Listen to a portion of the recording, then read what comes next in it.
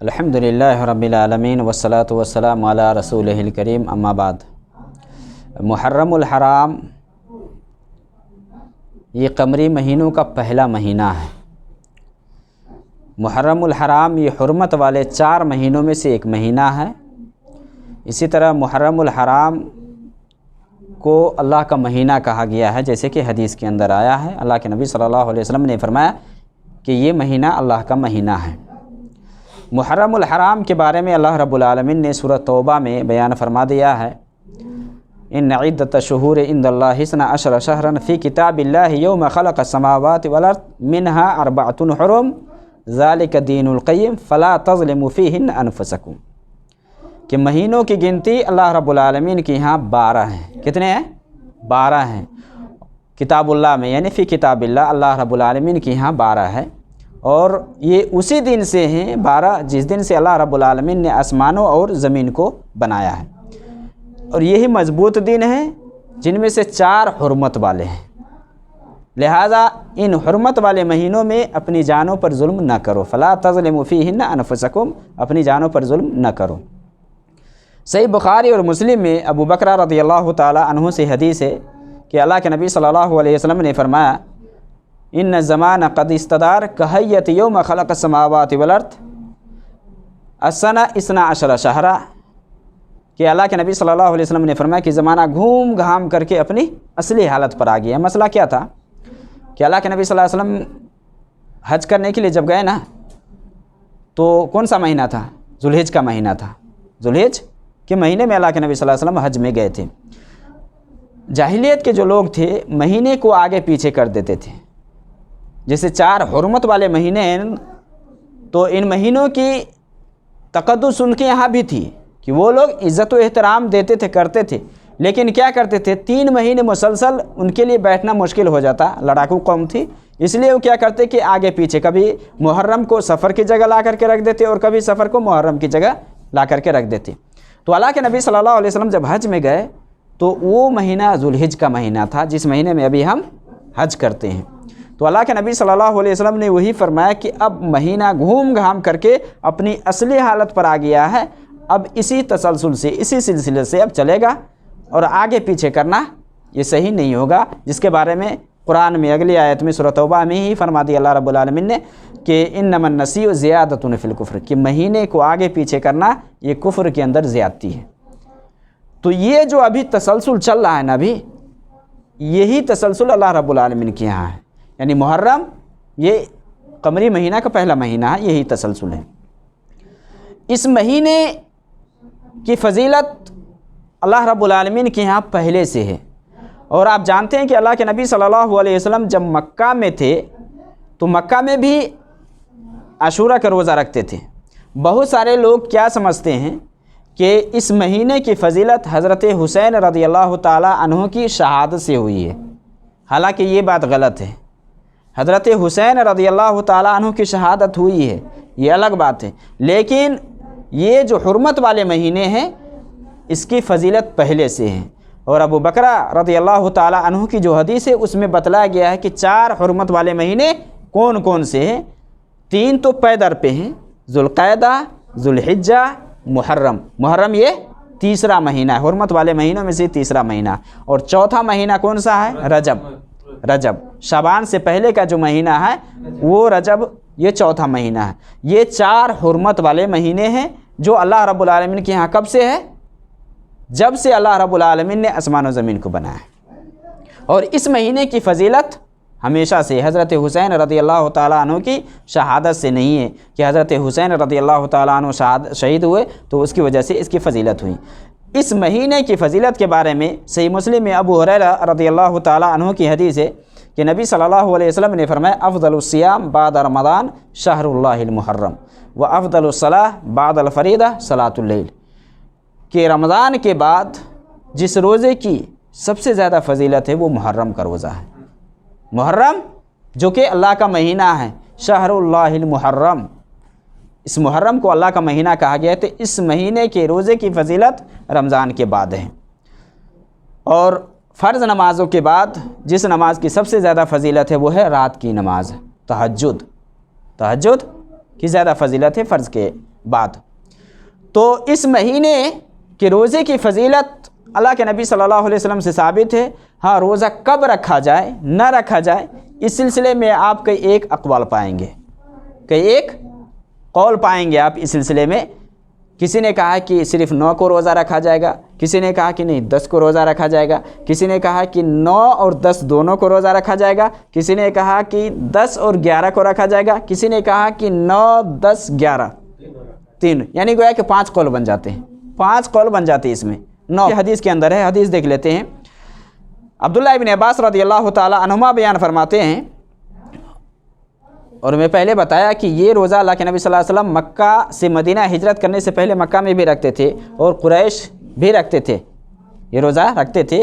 اور جیسا کہ حدیث کے اندر آیا ہے کہ پہلے محرم کے روزے فرض تھا، لیکن بعد میں جب رمضان کی فرضیت آئی تو اس کو منسوخ کر دیا گیا۔ اللہ کے نبی صلی اللہ علیہ وسلم نے فرمایا فمن شاء صامہ من شاء صامہ من شاء ترکہ، جو چاہے رکھنا وہ رکھے، جو چھوڑنا چاہے وہ چھوڑ دے۔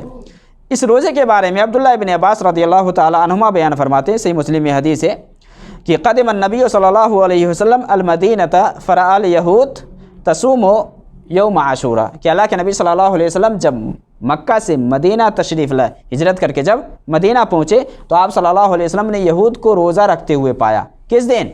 عاشوراء کے دن۔ عاشوراء کس دن کو کہا جاتا ہے؟ محرم کی 10ویں تاریخ کو، 10ویں تاریخ کو عاشوراء بولا جاتا ہے۔ تو آپ نے روزہ رکھتے ہوئے پایا تو آپ صلی اللہ علیہ وسلم نے پوچھا ما ھذا، کہ یہ کیا ہے، یعنی کیوں روزہ رکھتے ہو، کیا وجہ ہے، کس سبب سے یا کس وجہ سے تم لوگ روزہ رکھے ہوئے یا رکھتے ہو؟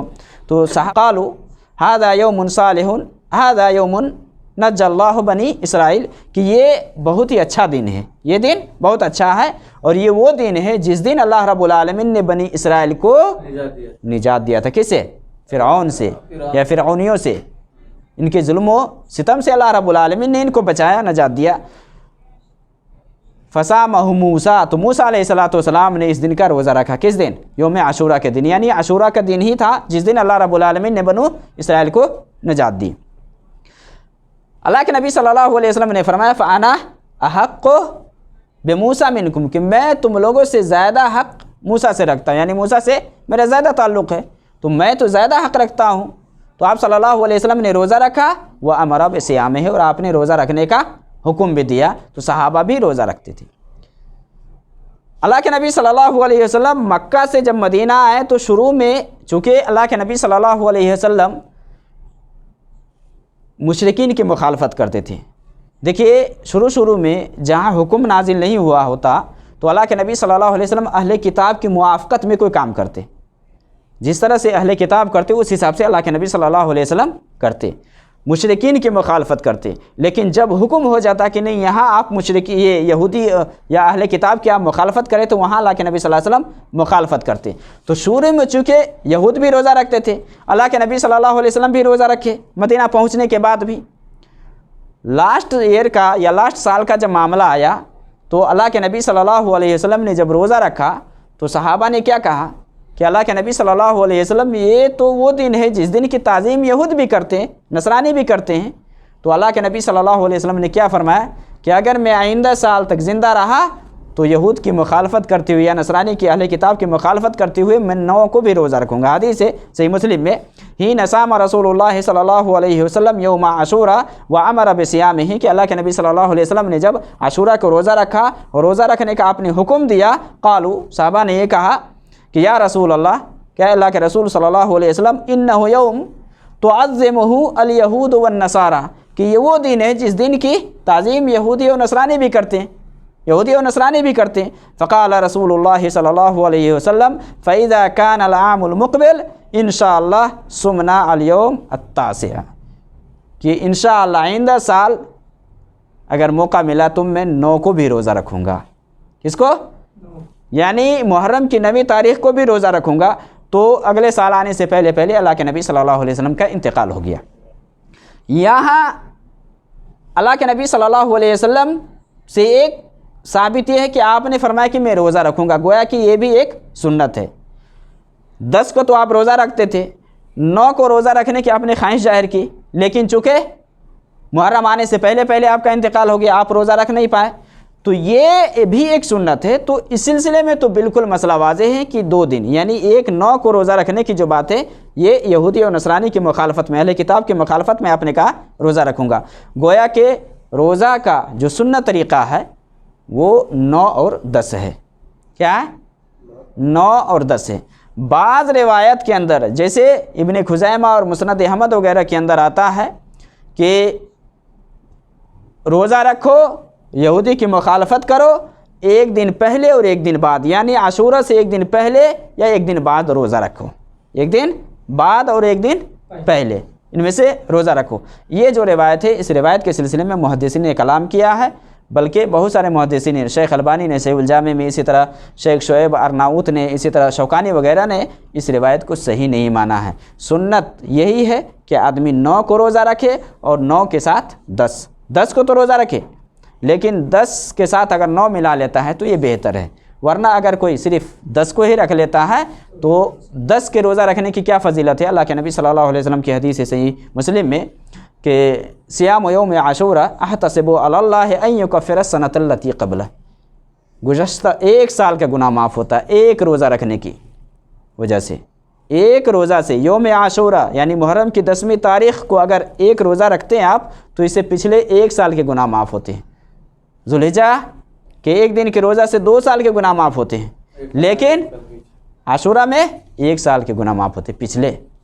تو اس روزے کی فضیلت ہے عمومی طور سے، جیسے کہ صحیح مسلم کی حدیث ہے ابو ہریرہ سے کہ اگر کوئی نفلی روزہ رکھنا چاہے زیادہ سے زیادہ تو رکھ سکتا ہے۔